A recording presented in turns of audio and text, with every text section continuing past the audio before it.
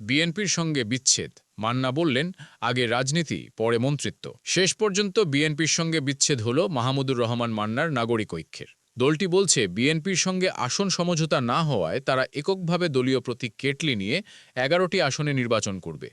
দলের সভাপতি মাহমুদুর রহমান ঢাকা ১৮ বৃহত্তর উত্তরা ও বগুড়া ২ শিবগঞ্জ আসনে প্রতিদ্বন্দ্বিতা করবেন।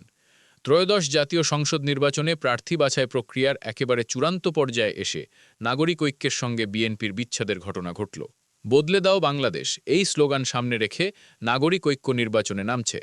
মাহমুদুর রহমান মান্না ছাড়া নাগরিক ঐক্যের আরও ৯ জন নেতা প্রার্থী হয়েছেন।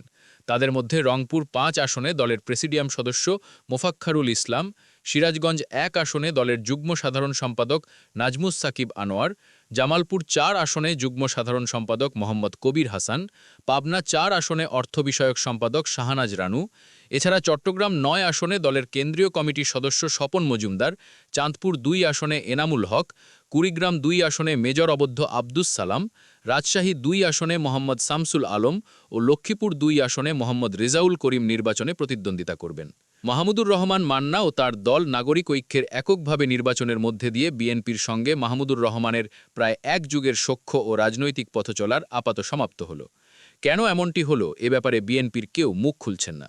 মাহমুদুর রহমান আজ বুধবার প্রথম আলোকে বলেন, বিএনপি আমাকে বগুড়া ২ আসনে আনুষ্ঠানিক সমর্থন দিল, আবার তাদের একজন প্রার্থীও দিল। পরে ঋণ খেলাফি হাবিজাবি নানান কথা বলা হলেও ঠিক কী কারণে এটি করেছে আমি জানি না। গত ২৪ ডিসেম্বর এক সংবাদ সম্মেলনে বিএনপির মহাসচিব মির্জা ফখরুল ইসলাম আলমগীর ১০ জন নেতার নাম উল্লেখ করে তাদের সঙ্গে আসন সমঝোতার কথা জানিয়েছিলেন।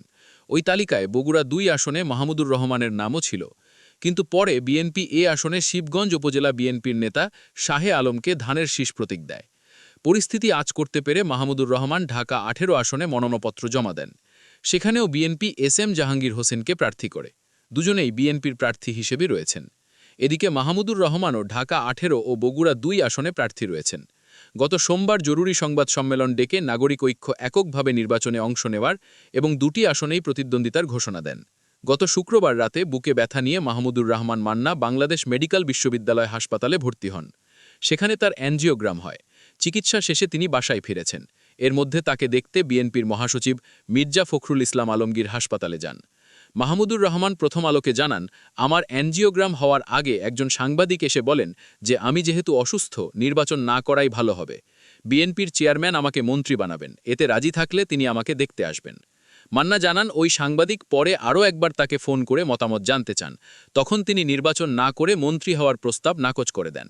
একই সঙ্গে তিনি বিএনপির উচ্চ পর্যায়ের একজন নেতাকে এই বিষয়টি জানান। বিএনপির ওই নেতা প্রস্তাবের সত্যতা নিশ্চিত করেন। পরে বিএনপির ওই নেতার কাছেও তিনি ওই প্রস্তাবে সম্মত নন বলে জানিয়ে দেন। এ বিষয়ে জানতে চাইলে বিএনপির মহাসচিব মির্জা ফখরুল ইসলাম আলমগীর কোনো মন্তব্য করতে রাজি হননি। মান্না গতকাল মঙ্গলবার রাতে ঢাকার উত্তরায় মুগ্ধ মঞ্চে শহীদ ওসমান হাদি হত্যার বিচার দাবি ও গণভোটে হ্যাঁ প্রচারণায় অংশ নেন।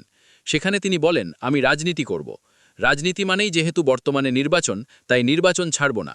মন্ত্রী হলে পরে হব, না হলে না হব, কিন্তু নির্বাচন ছাড়ব না। সেখানে মন্ত্রী হওয়ার প্রস্তাব প্রসঙ্গে মান্না বলেন, আমাকে কেউ কেউ বলেছিল আপনাকে মন্ত্রী বানানো হবে, এমপি হওয়ার দরকার কি? মন্ত্রী বানানোর আশ্বাস দিয়ে আমি রাজনীতি করা বন্ধ করে দেব কেন? এটা তো সদকা দেওয়ার মতো হবে, ভিক্ষা দেওয়ার মতো হবে। ২০১৩ সালের পর থেকে আওয়ামী লীগ সরকার বিরোধী আন্দোলনের বিভিন্ন প্ল্যাটফর্মে মাহমুদুর রহমানের সঙ্গে বিএনপির ঘনিষ্ঠতা দৃশ্যমান হয়।